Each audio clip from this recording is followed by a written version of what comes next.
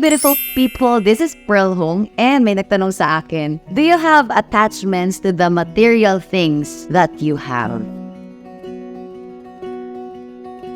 Unang-una, I know that I am a result generator. And yung material things na yan, I don't have any attachments because I know that I can create such because I know how to have that. So, okay lang. Alam ko kasi kung paano siya kunin eh. Alam ko kung paano siya bilhin. So, mas pinahahalagahan ko kung ano yung meron ako at na-transform sa akin more than the thing that I bought because of the transformation I have. So, why need to be attached if you know that life is abundant and you can actually have that kind of thing or even more in the future. Minsan, nagkakaroon lang naman ng attachment sa isang bagay. Like, halimbawa, ayoko to mawala. May mga tao na gano'n na, talagang iingatan, dapat hindi For example, naka-experience ka na ba na yung niregalo ng wedding na isang plato, halimbawa korel, di ba? Yung tipong inanay na yung karton, buo yung plato, hindi pa rin nagagalaw, ilang taon na. At sinasabi, huwag nyo itong gagalawin na baka mabasag, no? Baka mamaya mawala, di ba? Yung mga kubiertos, kutsara, tinidor, tinatago talaga at ayaw mong magamit kasi baka mawala. So, nagkakaroon na attachment sa isang bagay if you know na it's impossible for you to have it again.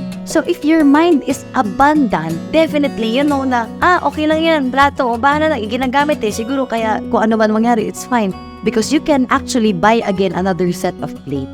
So, nagkakaroon lang naman na attachment if hindi abundant ang mind. Pero pag abundant yung mind, you know that you are infinite and abundance is infinite, wala kang attachment sa mga bagay. So, you need to work on yourself more to be that person that you are confident enough that you can create results. You can generate results. At lalabas yung ganyang personality mo kung ikaw ay laging palabas sa buhay head-on para ma-build yung personality mo at matap yung creative intelligence mo so that you can produce the results in your life that life gives you. It's an abundant one because you deserve all the good things in life. This is Pearl Hong sending you love and light.